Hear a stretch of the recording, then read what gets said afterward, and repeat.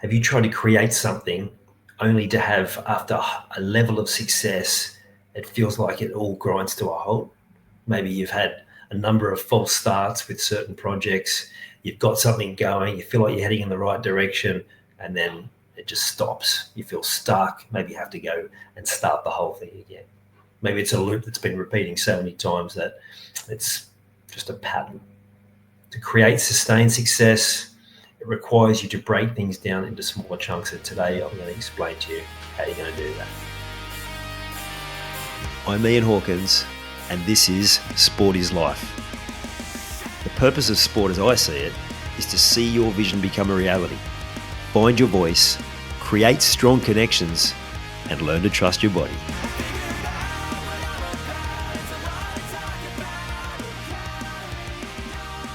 Today I want to share with you a story that I've used countless times when I'm coaching someone.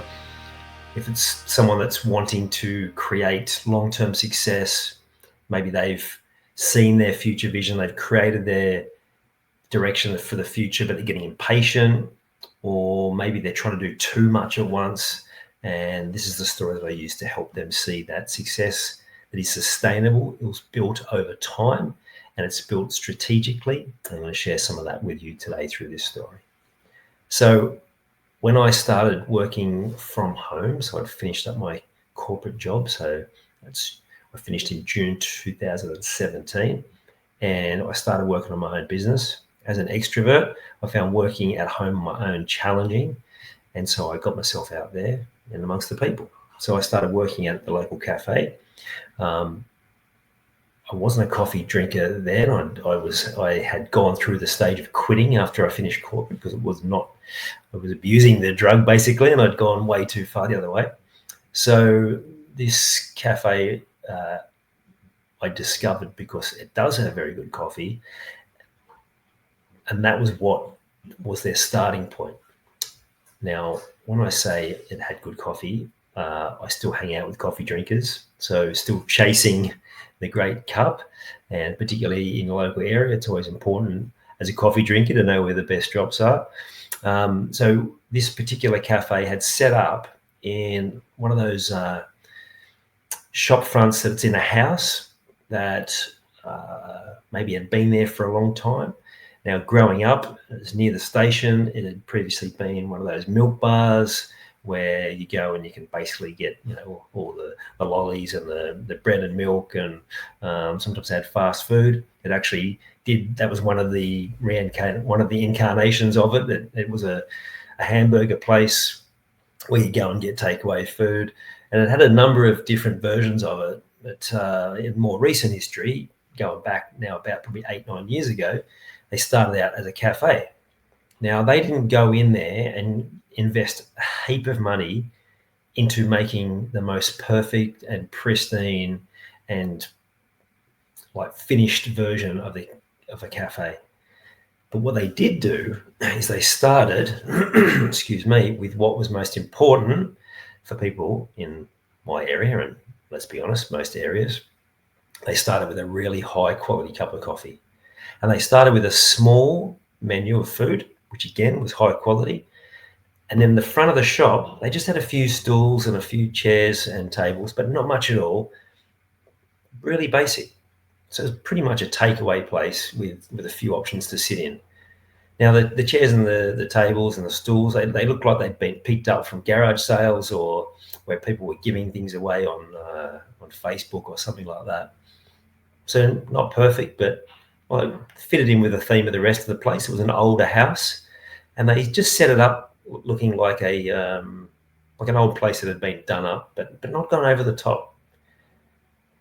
Then they started just adding pieces, and since then, going through the 8 years, these are the things that they've added every 6 months or 12 months.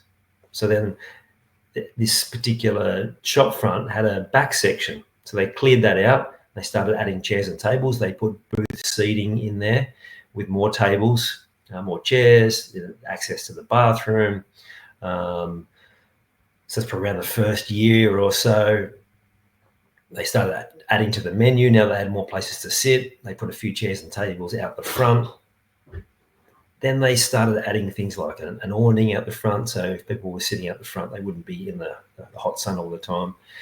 Maybe it might be 2-3 years down the track now. So they're not adding these things really quickly, but they are adding them slowly, and their market, their part of the market was increasing. They had more people going there. They were starting to build a reputation, good coffee, this great menu, nice place to sit.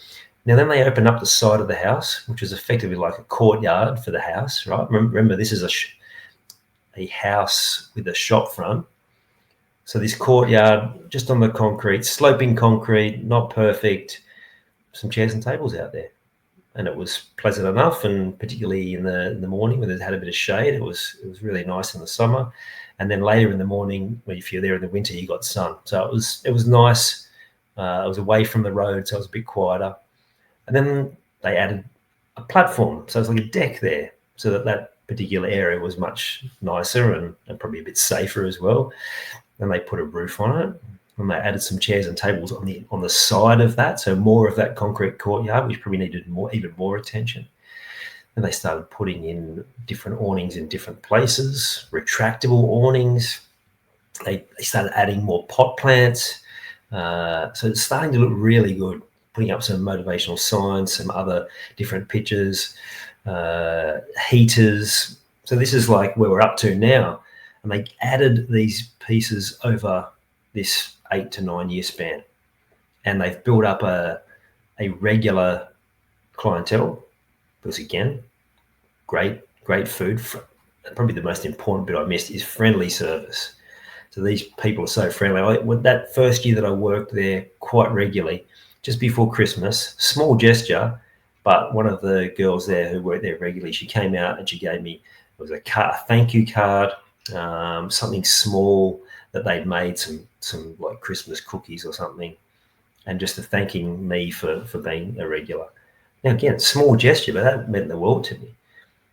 And so they were that sort of people, that they were super friendly. They made you feel welcome. They were like, they had water out for the dogs. Lots of different things. So going forward, they've also employed some people that maybe might be part of some sort of, the word escapes me, but maybe some special needs people that maybe they wouldn't get jobs elsewhere, but they've employed those sort of people too. And it's been great to see those particular people really grow into the role and be another friendly face in this awesome cafe. So if you look at a project that you want to do now, or maybe one you've done in the past where you've tried to go all in too soon, you've tried to do everything and you've been pulled in all these different directions because you're wanting to have this final vision created. Maybe you've created this big vision, but then no one's come to whatever you've created. No one's engaged in it. You haven't got any opportunities from it, because rather than find out what people wanted and focus on what was most important, you try to, in your own head, decide what was exactly what you needed and create it all. Now, rarely does that work. Sustained success over a long period requires gradual improvement, because the other thing is that over time you improve too. You grow, things change. So your idea about what you want changes. What people want in different situations, look at the cafe, changes.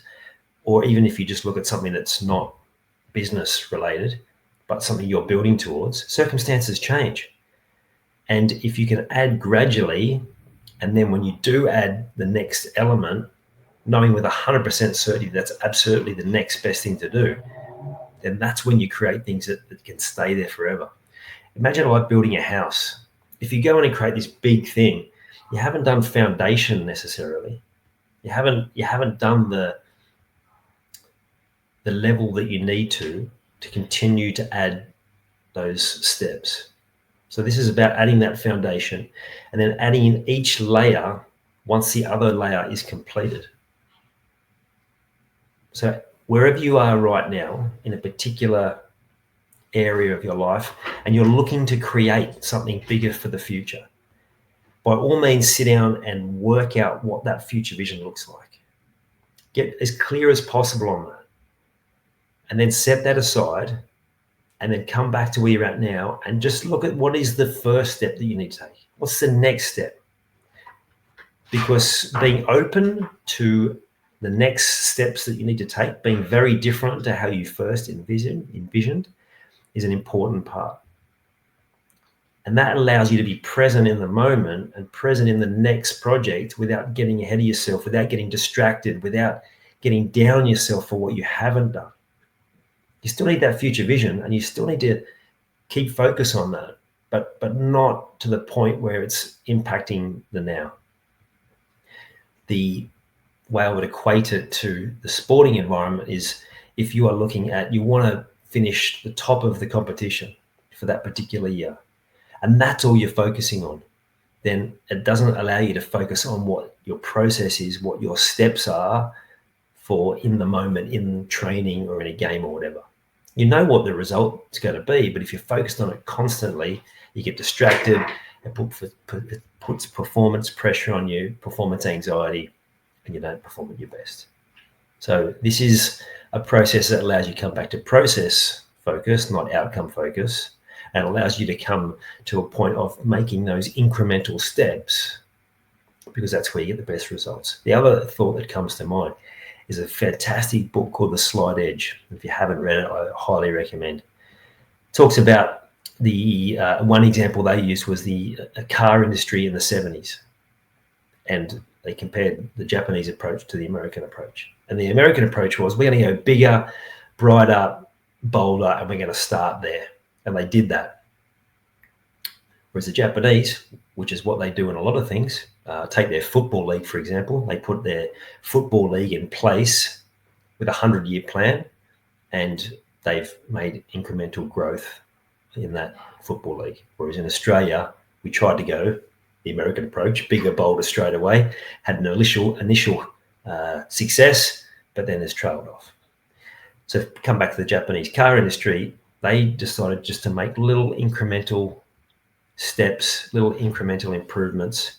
And you look at what the Japanese car industry did in the 70s and 80s and 90s, and even now to a lesser extent, they had sustained and ongoing success and improvement. They started becoming known for having some of the most reliable and safest cars. Not necessarily the fanciest, but they had reliability, value for money, safety, all of those things, and success.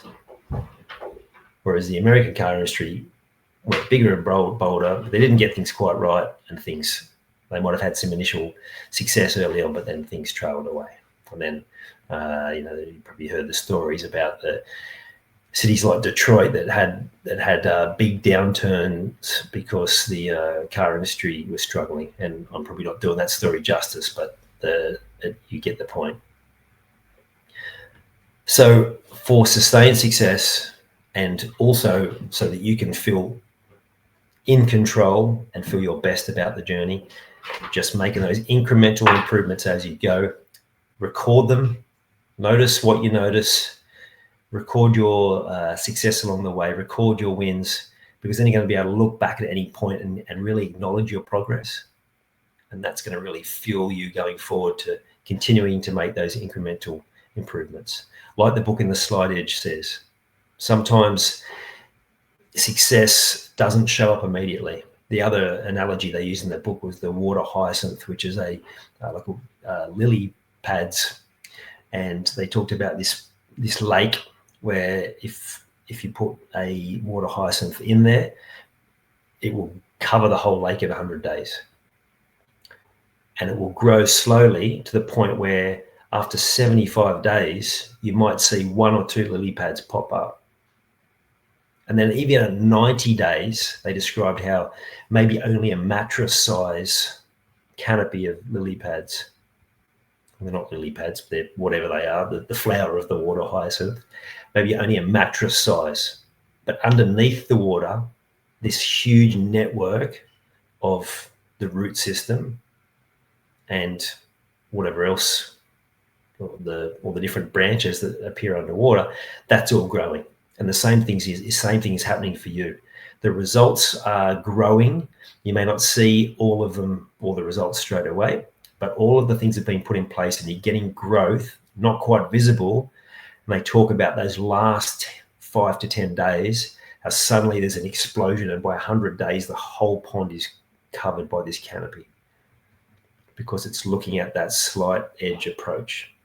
The growth is happening, but the results come after you've been continuing to do it. Use this, or all of these different examples, as a way to map out your future, to create your game plan, and do it in a way that's going to feel better within yourself. It's going to help you get results, and more importantly, it's going to help you get sustained success over a long, long period of time. You've taken the time to listen to this whole episode. Now it's time to take action. Commit to one thing you've learned today and make it happen. And to avoid any obstructions, join the Sport is Life movement by clicking on the link in the show notes.